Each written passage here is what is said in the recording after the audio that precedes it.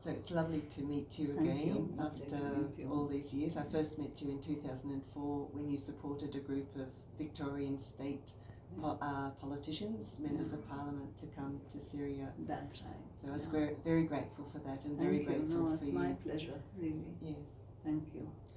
In Australia, you've been interviewed by the ABC, the ABC Late Line in particular, and they introduced you as the advisor to the President of Syria. Yes. Is that how you would like to be introduced in this interview? Yes, sure. This is my official job. Okay. Still my official job in Syria. Excellent. And when I was in Syria in 2004, I read your book on women in Syria. So I'd like to focus a little bit on women's issues. Okay. And I thought it was a terrific book because you were so candid. Thank you. It really opened doors to me, to my understanding. If you were to write a similar book today, how would your concerns be different, or your perspective be different from what it was when you wrote that book?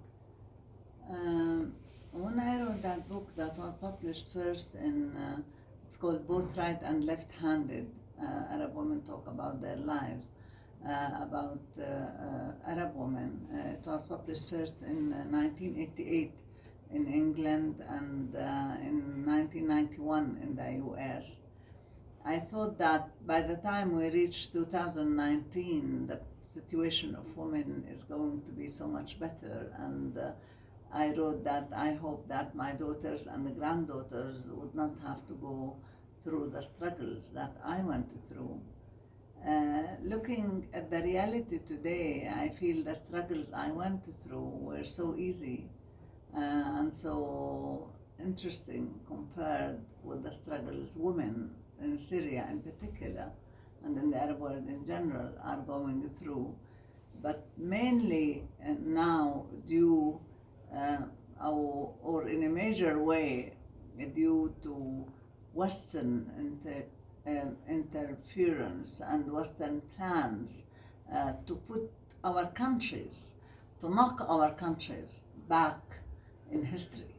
I can't compare the situation of women in Syria in 2010 and 2019.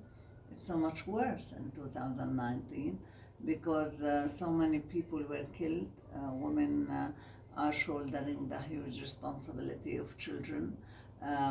Women were, by the other side, were used by the terrorists as tools and means to gather terrorists from all over the world to instigate horrible ideas about marriage and about Islam and about family.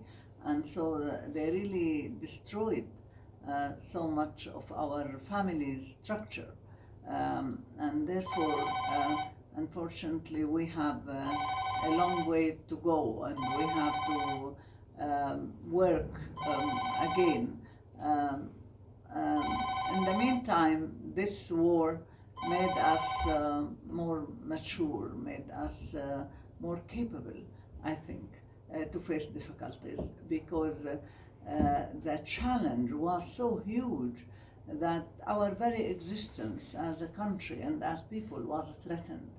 And when I look now how we stood our ground and how we fought this war, and thank God how we undermined the plans that were put for our country, I feel that we are stronger, and therefore we are able to fight the other social and other battles and to build our country in a much better way. And women now in Syria are playing an extremely important role in every domain, because most of the men are in the army, they are fighting terrorism, hundreds of thousands have been lost, and so women are doing untraditional jobs. They are creating ways and means of making their lives and the lives of their families better. And they never stop surprising me by how much energy they have and how many ideas they have and how creative and effective in making our society better. And so I feel the next stage is going to be mainly shouldered and made by women, and therefore I'm optimistic. Yes, I've met some of those women and they're so impressive. Thank you very much. Yeah. Thank you. Thank you.